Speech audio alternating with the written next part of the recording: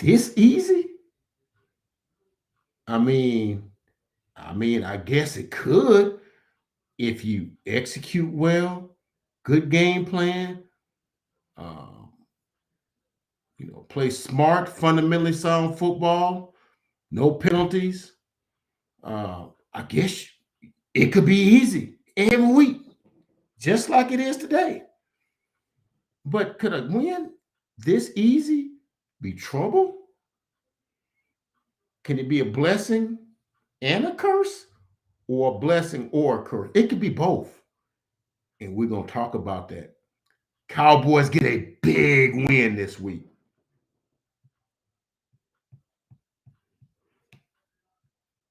Let's go.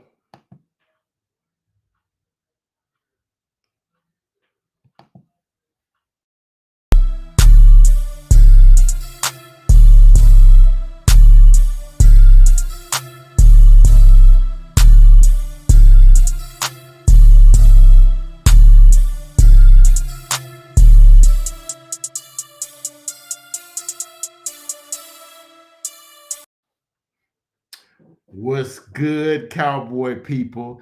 It's your boy, Uncle Fred, back in the house, back in the saddle, one more again with some more content.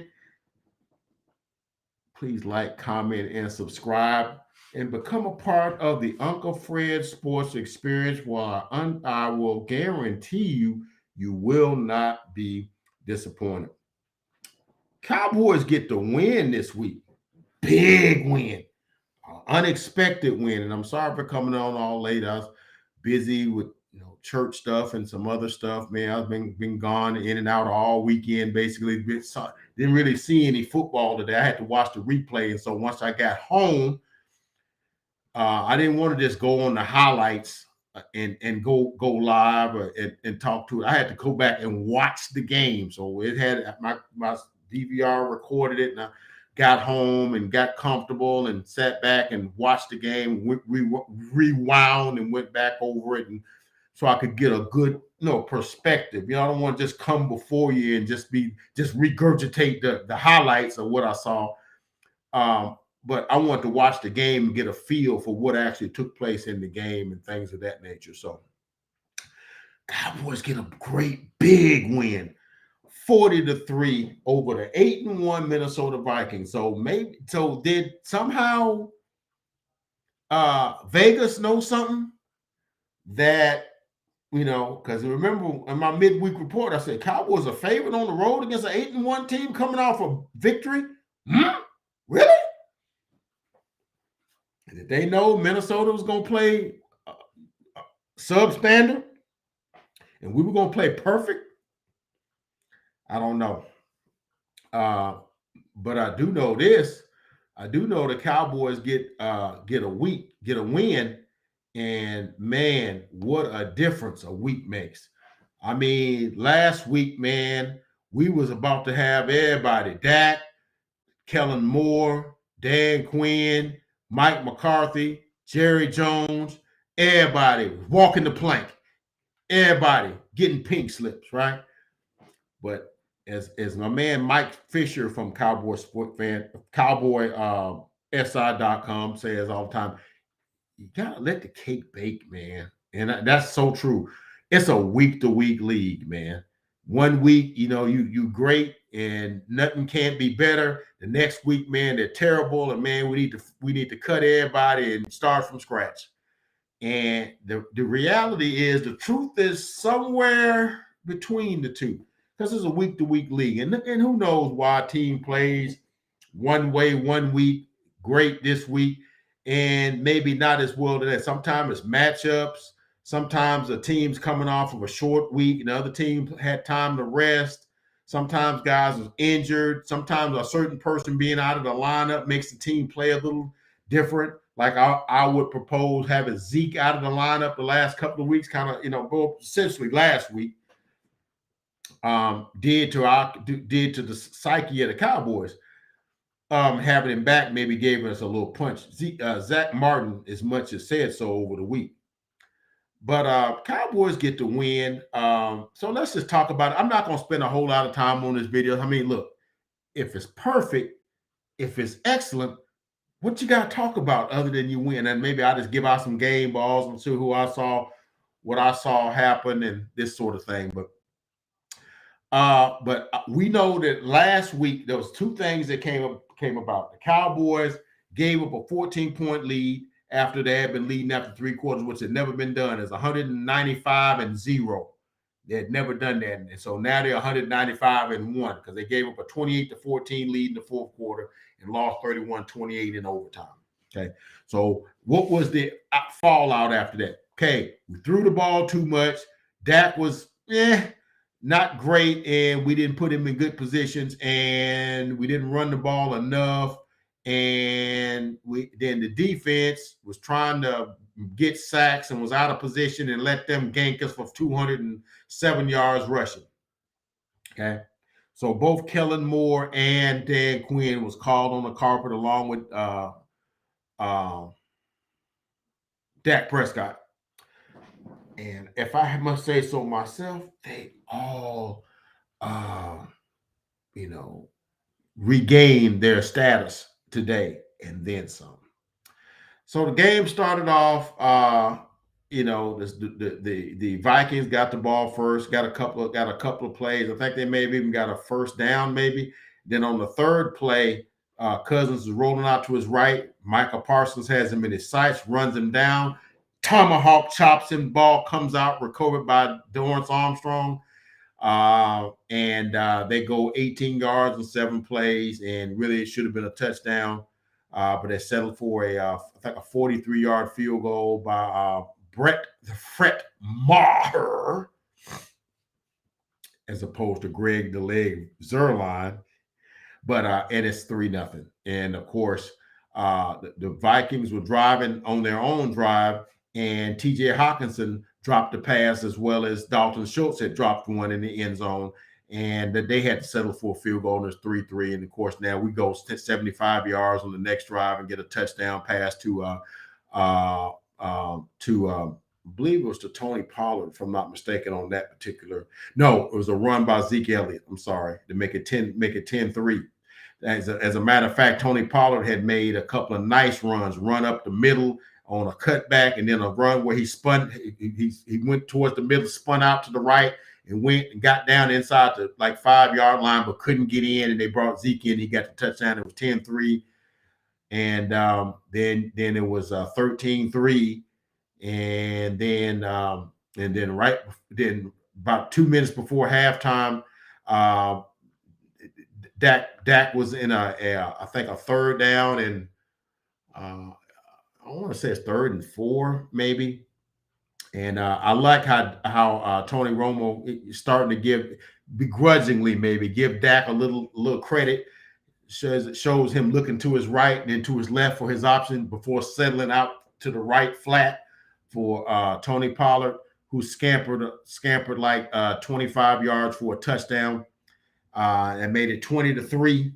And then, of course, now the Vikings used their timeouts and gave us the ball back with 31 seconds to go before halftime. And Dak runs a right rollout and throws a dart along the right sidelines, 27 yards to CeeDee Lamb at the 36-yard line, first down, and which allowed us to kick a field goal before halftime to go up 23-3.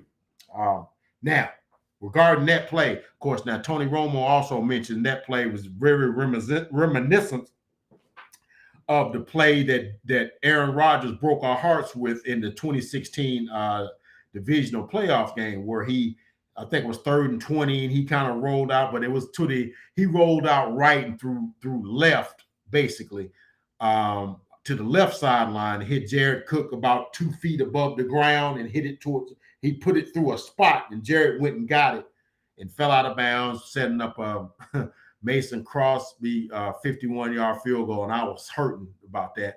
But Dak did the same thing, except he rolled out right. And, of course, Tony Romo says that's the exact same play. They just ran it to the opposite side of the field, And he threw an absolute dart to CeeDee Lamb, who caught it and then kept his feet and then fell out of bounds. They thought he might have jostled a little bit, and then they went to the line to kick the field goal.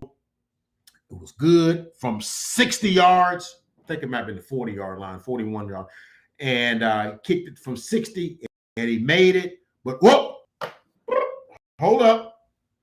Apparently, New York was trying to look at that catch to make sure it was a catch, and they let Brett kick the field goal and put the points on the scoreboard and went back. Now, I understand the methodology here because you do realize that within the 2 minutes of each half, no coach has a challenge that he can use. So it has to be buzzed down from New York.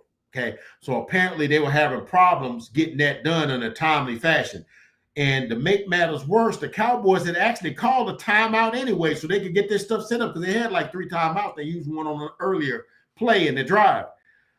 And they let them kick the field goal and say, oh, no, we're going to go back and look at the play before the kick. And so I always thought that if they didn't get the play stopped and you allowed them to get another play, that play goes on the books. You can't roll it back. But somehow they always seem to invent ways to do stuff to stick it to the Cowboys.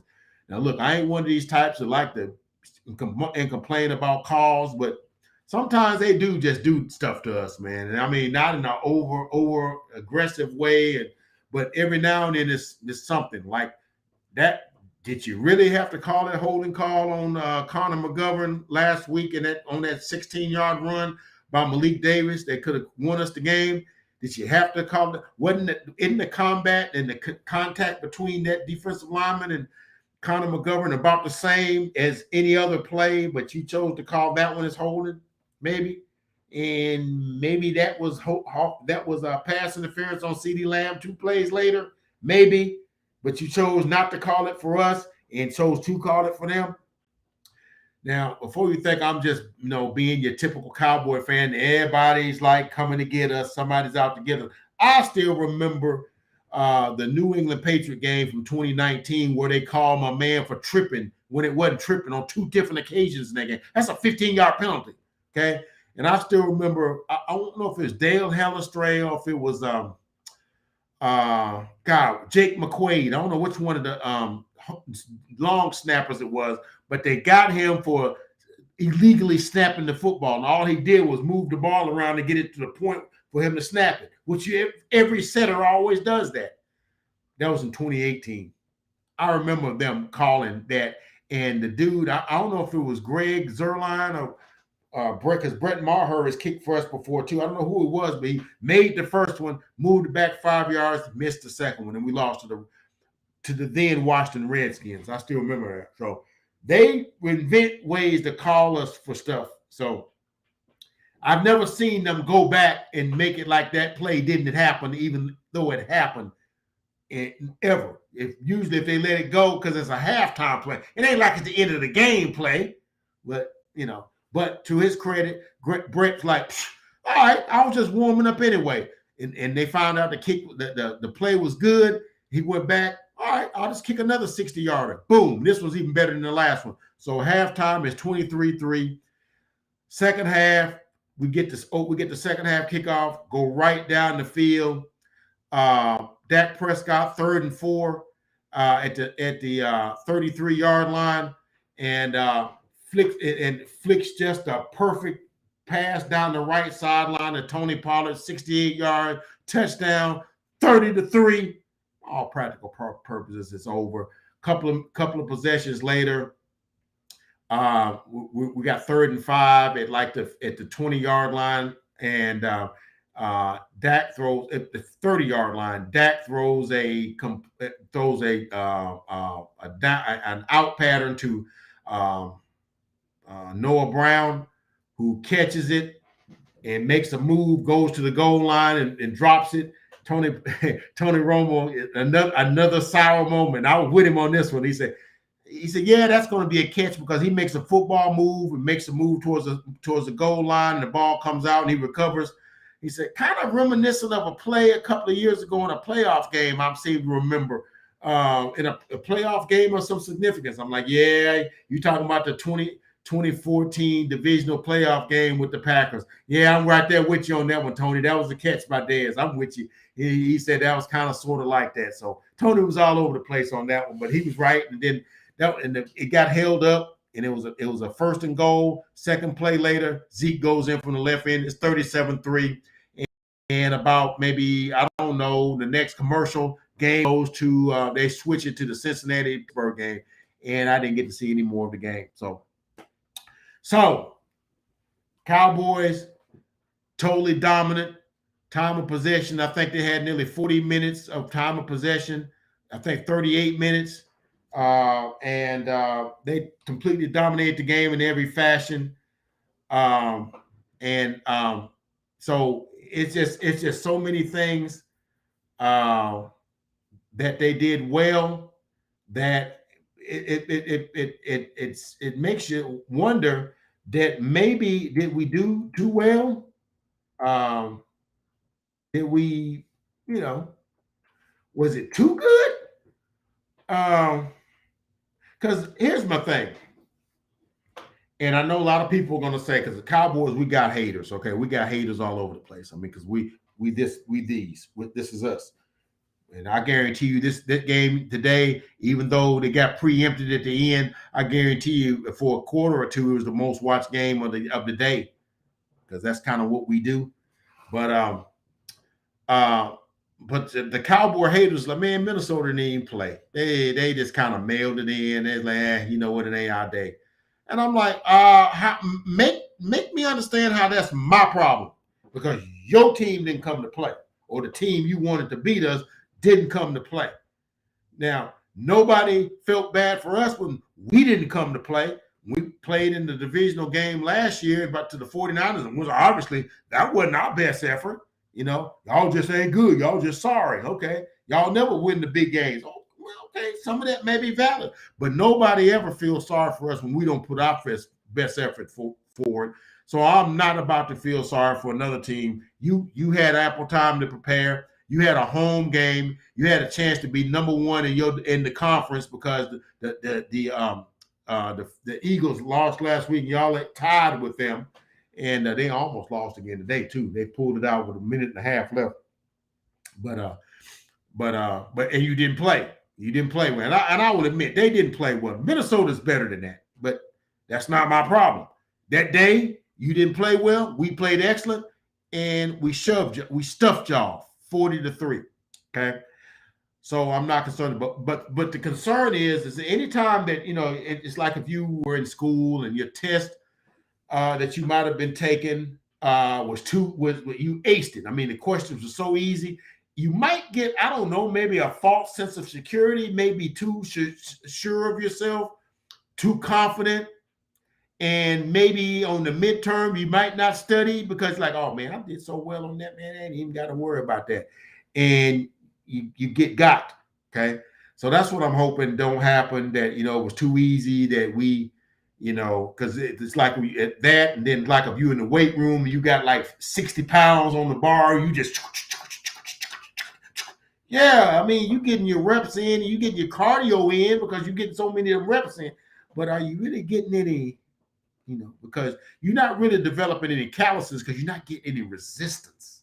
Okay. So that's what I'm saying. By us not getting any resistance, look, we were 12 of 17 on third down. For all the haters that was talking about Dak, and all that, we terrible on third down, lowest third of the league and third down percentage, all this sort of stuff. 12 of 17. Okay. So, so it was easy, right? And I think they were 1 of 11. Easy on offense, easy on defense. So if it's too easy, could you really be smelling yourself a little too much, and not when you get into a dog fight, not have that extra something? That's very possible. So I would make that a curse, but also could be a blessing. Why? Well, if you got an easy game and you got an opportunity to get some guys off the field, because I think Dak played like 3 quarters, maybe not even 3 quarters, like 2 3/4 quarters. Because I think when about like 5 or 6 minutes to go in the third quarter, they put Cooper Rush in, who went 4 or 5 for like 37 yards or something like that. And then you got some rookies and young players that got a chance to play. You got Damone Clark in the game. You got Deron Bland in the game. You got Israel McCormo in the game. You got a lot of, you got Malik Davis got a little more run on running back. You got a lot of, and you got some of the starters out the game. So with a game so easy, you can rest your starters knowing you got a game in 4 days on Thanksgiving. So that makes an easy game a blessing because you didn't get, you kind of went through it pretty easy. You can get guys some rest, and see the other side of that was like, you won 40-3. You almost was wishing you would have maybe won 35-27. That way he's like, man, I feel you had to stay sharp the whole game because, the other team was coming at you. But maybe that game would have took too much out of you and you wouldn't have had nothing left for the next week. Hence the Vikings, because that was a gut-wrenching game they had last week against the Buffalo Bills. They came out on the winning end of. And maybe they didn't have enough to come back from that the next week against us. It's possible. We ain't giving the win back. It's possible. But so I'm gonna look at it that way. I think Micah got a little dinged. He's dinged all the time, but he always plays. And so we're just gonna see how that goes. But that ain't my problem that they couldn't compete. Okay, 40-3, and it was never even that close. So let's go over some game balls. So first we're gonna start with the captains of the offense and defense. Always gonna get the game ball if they had a good game. So first I'm gonna start with Rain Dakota Prescott, my guy. I gave you the grief last week, not necessarily because you played bad, because I didn't think he did. Folks thought he threw too many times. Okay, he threw 45 times, 44, 45 times. But remember, we went like 6 minutes into the overtime. So he threw it 5 or 6 times in the overtime period, on a couple of sets of downs. Which means he threw it about 38 times in regulation. I mean, that ain't terrible. That's, we'd like to keep it around 30, but, that wasn't terrible. He just, had a couple of interceptions. Not today. I think he hit his first 10 passes and had like another 10 pass completion streak. Dak today, 22 or 25, which is 88% completion percentage, for 276 yards, 2 touchdowns, no interceptions. Should have been 3 touchdowns in the first quarter. He hit Dalton Schultz, and Tony Romo had to grudgingly say that was a perfectly placed pass. And Schultz probably should have come up with that one, and that would have given him 290 yards or 85 yards and 3 touchdowns. And no interception. Probably been like a perfect 158.3 passer rating or something like that. But he had a great game, good poise, looked off some receivers, looked off on other receivers, check downs, and hit all of them, perfectly thrown, had total command of the offense, was never rattled, never sacked, was not hit but once. Perfectly played game. One of his best games I think he's played without the gaudy numbers. He didn't throw for 500, but 276 is a good amount. So Rain Dakota Prescott gets my first game ball. And then, of course, wouldn't be, I'd be remiss if not mentioning Tony Pollard. Now, Tony Pollard, I'm going to say this. Tony Pollard is the lightning to our thunder and lightning. And so we've had only lightning in the last couple of games, which is fine. But every so often in the trenches, you need that thunder because that gives the defense, the offensive line, some physicality, But Tony Pollard was great today. 15 carries, 80 yards, which is about 6.5 yards a carry. And then he was also 6 catches for 109 yards and 2 touchdowns. So yeah. And I have been clamoring for that, hey, we need to get Tony Pollard more involved in the passing game. And somehow Kellen Moore figured that out. But Tony Pollard had like 185 yards of total offense today, both rushing and receiving. 189, I should say. 189 yards. I don't know if that's what I said or not, but Tony Pollard had a great day, and he gets a game ball. Half a game ball can go to Zeke Elliott. Now I know he's only 15 for 49 and 2 touchdowns, 15 for 42 and 2 touchdowns, but he gave the offensive line some oomph because the yards he gets softens the defense. It just does. It makes the offensive line have a more physical nature. Offensive linemen like to fire off and be aggressive and not be passive. Passive is what they are in the passing game. So when they got a running back that gets up in there and pushes the pile, they love that. And so you weren't getting that last week with Tony Pollard. Now they ran some inside runs with him, but it didn't have the same effect and pop that Zeke has when he punches it up in there. And then it kind of just softens the defense up. So even though he only had 15 carries for 42 yards, which is even 3 yards a carry, the impact of his running opened it up for everybody. So Zeke gets a half a game ball. Okay. CeeDee Lamb gets a game ball. I know he only had 5 catches for 45 yards, but that sideline catch he had before halftime was a great catch, one of his greatest catches. I think the catch he had in Minnesota 2 years ago might have been his greatest catch. This might have been second. The catch he had against the Giants, the touchdown he had in the Giants game earlier on Monday night, might have been his third best catch. But this one was up there too. I like this catch, and it just set the tone, and it just let them know, look, I'm coming to play. And I'm gonna give him credit on another play. I think in the first quarter when Dak threw him like one of those flanker screens. Usually I complained about him getting tackled by the first guy. I saw him on a couple of those shred the first guy and get 8-9 yards on that play. And I'm like, now that's the CeeDee Lamb I know right there. So 5 catches for 45 yards, but that one catch before halftime was spectacular. And I think that was a table setter, and for more things to come. I got to give one to Kellen Moore. Kellen Moore called a perfect game. He got criticized last week for they said he threw the ball too much. He just don't like running. Well, he ran it this week 40 times, 151 yards, and 2 touchdown runs. And he threw it some because Dak threw it for 25. They threw it 30, and they ran it for 40. So they ran it for 7. They had 70 plays. And but I thought he called a perfect set of plays, perfect sequence of plays. I think they may have one negative play the whole game, of the game that I watched. Remember, we only watched maybe 2/3 of the game before they took it away from us. But what I watched, Kellen Moore called a perfect game. So Kellen Moore gets a game ball today. All right. On the defense, I got to go with Dan Quinn. Dan Quinn got criticized too. He had been the golden boy until last week. And guys kept getting ganked on defense on the run game. Now, we will say Dalvin Cook did get 11 carries for 72 yards, which is like 6 yards a carry.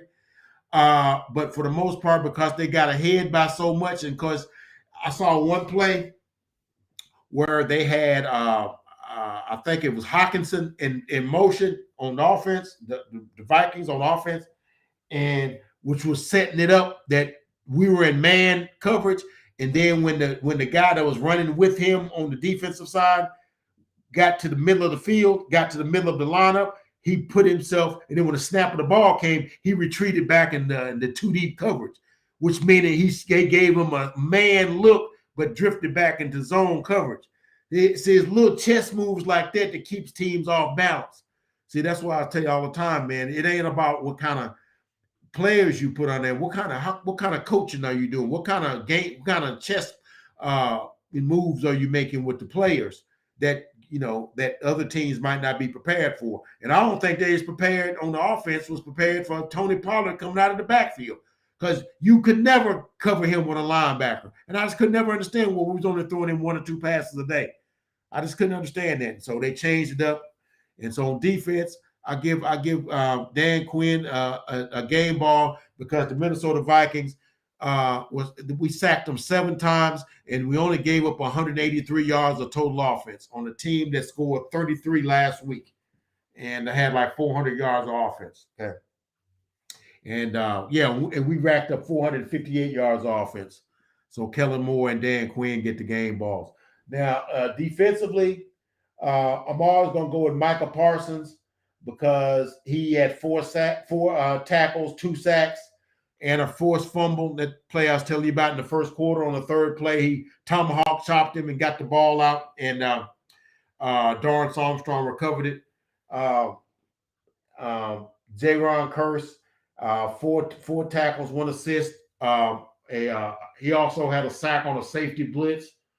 We're also gonna go with Dorrance Armstrong, three tackles, 2 sacks. Also, he's got 8 for the season now, I believe. I think Micah has 10 now. Okay. So yeah, so we go with Dorrance Armstrong. We also got to go with Dante Fowler with two tackles, 1 sack. We're gonna go with also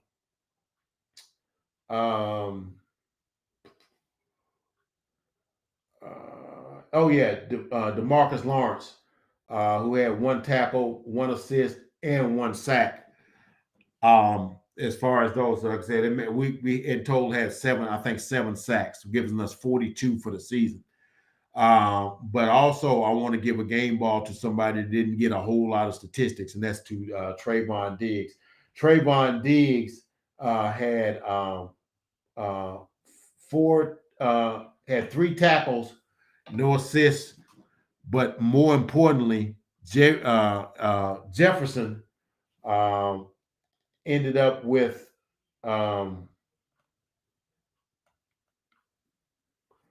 3 catches for 33 yards.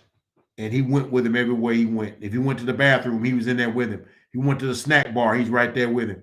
Okay, right there with him. Last year, it was two catches for 21 yards from Diggs. So in 2 games, it's 5 catches for 54 yards. 54 yards, sorry. 5 catches for 54 yards, 2 games. Trayvon Diggs is becoming a true one of those corners you don't want to challenge. He used to be a cluer, and you could get him on double moves and slant sluggos and that sort of stuff. He's becoming a complete corner now, and he's having a better season this year to me than last year when he gave up. He's got 11 picks and gave up a lot of yards in coverage because he was gambling and stuff. So those are my game balls for the game. And as we look ahead, we got 4 days off, 3 days, however you want to look at it, off before the Thanksgiving Day with the Giants. The Giants, coming off that loss. They lost to Detroit today at home because Detroit had the road game because Buffalo played in their building. And then, Buffalo just going to stay there because they're going to play Detroit next week on Thanksgiving. So they just went there and just stayed there, since they was going to be there anyway. Their fans was going to Buffalo, going to Detroit anyway to watch them on Thanksgiving. So this one, they get a 2-game out of it in Detroit. So they get 4 days off, and for the game on Thanksgiving against the Giants. The Giants lost to I think 31-19 or something like that. So they'll be spirited, but we got some guys, some much needed rest today. So we get to play on Thanksgiving. So I'll be probably coming to you guys probably Wednesday or Thursday with my preview and then my post-game video after the Thanksgiving game, hopefully with a win, and we go 8-3. And then we look ahead down the schedule. We got all 4 games against the AFC South on our schedule. We played that division, and we've yet to play any of those games yet. So that means we got to play Indianapolis, we got to play Houston, we got to play Tennessee, and we got to play Jacksonville. And then we got to play the Giants and the Eagles and the Commanders. So those are our 7 remaining games right there. And so we know who we're playing. We just don't know what order they're in outside of the Giants on next week. And I know we play the Eagles on Christmas Eve, and I know we play the Titans on, I think, right before New Year's or something like that. So, December 30th or something like that. I can't remember, something like that. So at Tennessee. So I might try to get to that game. I don't know. It might, if it's too cold, we won't do that. But Like I said, not much to say about this game. Not too much to be critical about, other than maybe it was too easy. But hey, man, when it's this good, hey, man, ain't much to say. And like I said, I heard all the people that was talking about Dak. He was one of the worst quarterbacks in third down, just above Tebow. And I'm like, man, that's just disrespectful. This guy's a good quarterback. They act like other quarterbacks don't have bad games. Because I remember Aaron Rodgers having some bad games. I've seen Tom Brady have some bad games. I've seen Josh Allen have a bad game last week. I've seen Patrick Mahomes have bad games. We threw 3-4 interceptions. I've seen all of them have bad games. And it's like Dak can't have a bad game. Or it's like, yeah, we told you he was a bust. He told you dude, he's thrown for 100. He threw his 150th touchdown pass today. Okay, it's not bad. It's not bad at all. He got like 35 touchdown, 35 interceptions. Okay. Kind of ease up off the dude, all right? He can play, he's not, we can do a whole lot worse than Dak Prescott. He's the least of our problems. But anyway, that's all I got today, man, from the desk of Uncle Fred. As I said, and I said all of my videos, please like, comment, and subscribe. Become a part of the Uncle Fred sports experience. I guarantee you will not be disappointed.